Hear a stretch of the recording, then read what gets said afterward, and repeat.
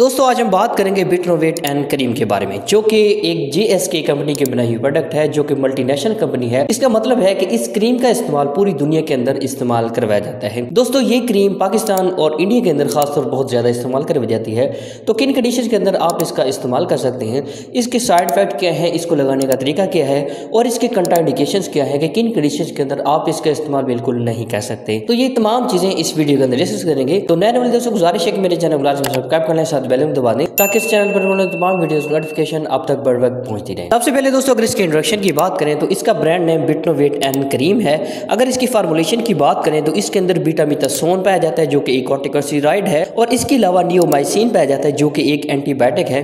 ये दोनों साल्ट जो है ना इस क्रीम को एक बेहतरीन जो है ना वो साल्ट बनाते हैं। तो अगर इसकी बेनिफिट्स की बात करें तो जो आपके चेहरे पर दाने होते हैं, आपके जिस्म के किसी भी जगह पर कोई दाने वगैरह निकल आते हैं, तो इस कंडीशन के अंदर आप इसका इस्तेमाल करवा सकते हैं। इसके अलावा एक्ने एक ऐसी कंडीशन होती है जो हमारे चेहरे पर जो है ना वो दाग धब्बे से बन जाते हैं, ठीक है। तो इस कंडीशन के अंदर भी आप इस क्रीम का इस्तेमाल कर सकते हैं। इसके अलावा रेडनेस, अगर आप किसी लोकल फार्मूलाज इस्तेमाल कर सकते हैं क्रीम में या कोई लोशन वगैरह इस्तेमाल कर सकते हैं, जब आप उनको छोड़ते हैं तो उसके अलावा आपका स्किन जो है ना वो मतलब कि रेड हो जाती है, सुर्ख हो जाती है, रेडनेस हो जाती है। इस कंडीशन के अंदर भी आप इस क्रीम का इस्तेमाल कर सकते हैं। दोस्तों आप इसको ऑयली और ड्राई स्किन दोनों में इस्तेमाल कर सकते हैं। दोस्तों इसके अलावा आप फंगल इन्फेक्शन के अंदर भी इस्तेमाल कर सकते हैं। फंगल इन्फेक्शन अक्सर हमारे मतलब कि जिस्म के काफी सारे हिस्सों पर जो पाए जाते हैं, अक्सर हमारी उंगलियों के दरमियान और जो मेल और फीमेल को जो स्कैनरी पार्ट होते हैं उनके दरमियान जो है वो फंगल इन्फेक्शन होते हैं, या आपके जिस्म के किसी भी हिस्से पर फंगल इन्फेक्शन हो सकते हैं। तो इस कंडीशन के अंदर भी आप इसका इस्तेमाल कर सकते हैं। इसके अलावा डर्माटाइटिस, एक्जिमा,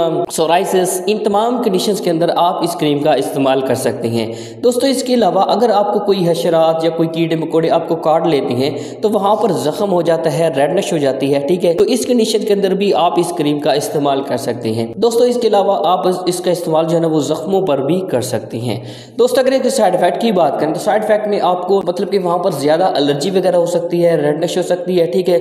अगर ऐसी कंडीशन हो तो आपने अपने फौरी डॉक्टर के जो है ना वो मशवरा करना है। दोस्तों अगर इसको लगाने का तरीका इस्तेमाल की बात करें कि आपने इसको लगाना कैसे है, सबसे पहले दोस्तों आपको इसको मटर के दाने के बराबर लेना है और जो मुतासरा इसे है मतलब जो इफेक्टेड एरिया है वहां पर आपने इसे हल्की सी जो है ना वो तह लगा देनी है, मालिश कर देनी है। तो अगर इसकी कंट्राइंडिकेशन की बात करें तो कंट्राइंडिकेशन में अगर आपको इसके लगाने से जो है वो बहुत ज्यादा एलर्जी हो रही है या इसके साल्ट से एलर्जी हो रही है, रेडनेस हो रही है, तो फौरन आपने अपने डॉक्टर से लाजमी मशवरा करना है।